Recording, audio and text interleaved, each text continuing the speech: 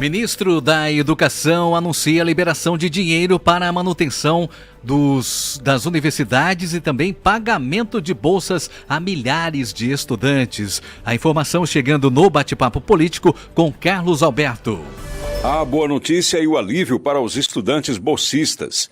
Após cobranças e pressões, o ministro da Educação, Victor Godoy, anunciou nesta quinta-feira a liberação de recursos para a manutenção das universidades e pagamentos das bolsas de alunos de pós-graduação, mestrado, doutorado e para médicos residentes.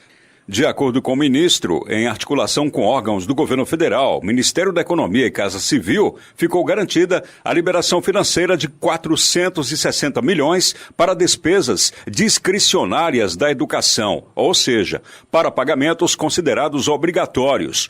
O contingenciamento das verbas gerou protestos entre estudantes, professores e reitores de universidades federais. Na publicação feita pelas redes sociais, o ministro da Educação disse ainda que o pagamento para bolsistas está garantido e acontecerá até a próxima terça-feira, dia 13 de dezembro.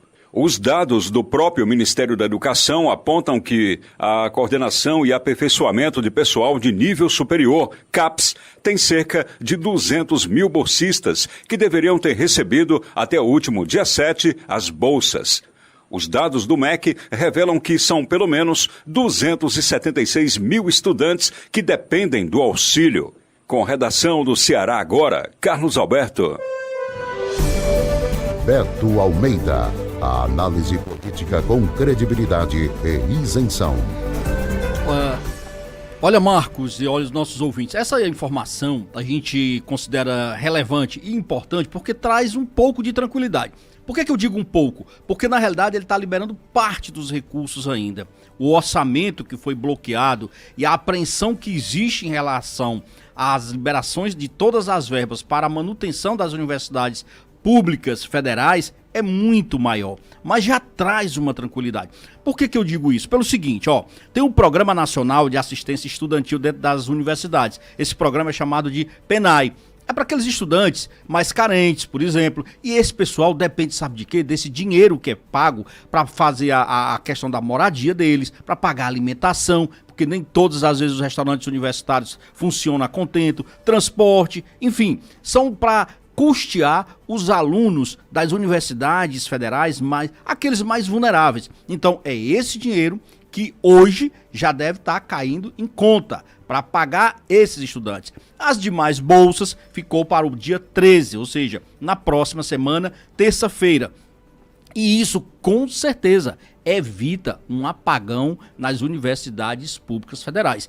E é bom que se diga, o resultado da liberação desses recursos é fruto de muita pressão. Pressão do movimento estudantil, pressão de professores que são bolsistas, pressão de residentes médicos que fazem as suas residências médicas, gente que depende de fato dessa bolsa, mas que está se dedicando à pesquisa, que está se dedicando à qualificação e principalmente para a melhoria de áreas estratégicas da saúde e de outros investimentos no país. Então, são estudantes altamente qualificados, profissionais que terminaram a universidade e que estão numa fase de pós-graduação, de doutorado, de pós-doutorado e que precisam sim dessa bolsa para dar continuidade com tranquilidade aos estudos e principalmente garantir o avanço da ciência no ensino público do país, porque na realidade universidade ela não é apenas aquele ensino em sala de aula, é ensino, pesquisa e extensão. É esse tripé que garante a qualidade do ensino superior. Não se pode falar em ensino superior de qualidade quando um desses tripés falta. O MEC sabe disso. A própria comunidade universitária reconhece isso e é fruto dessa pressão que o governo recuou e agora vai ter que apresentar então o dinheiro para custear todos esses empecilhos, vamos dizer assim, que estavam sendo colocados agora com o bloqueio dessas verbas, Marcos. Pois é, e esse corte de verba aí, editado no fim do mês pelo decreto, pelo governo, atinge não só os bolsistas, como também em outras áreas de universidades, como serviços essenciais, né?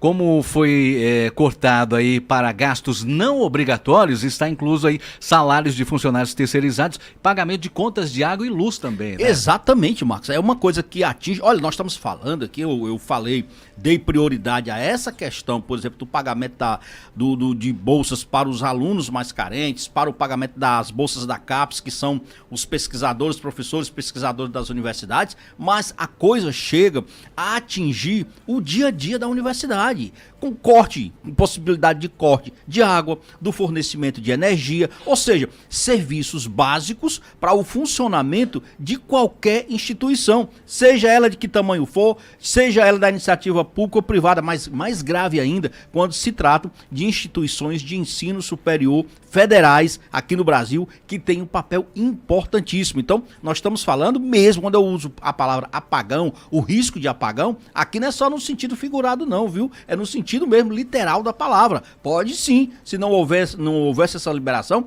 haver literalmente um apagão nas instituições públicas federais.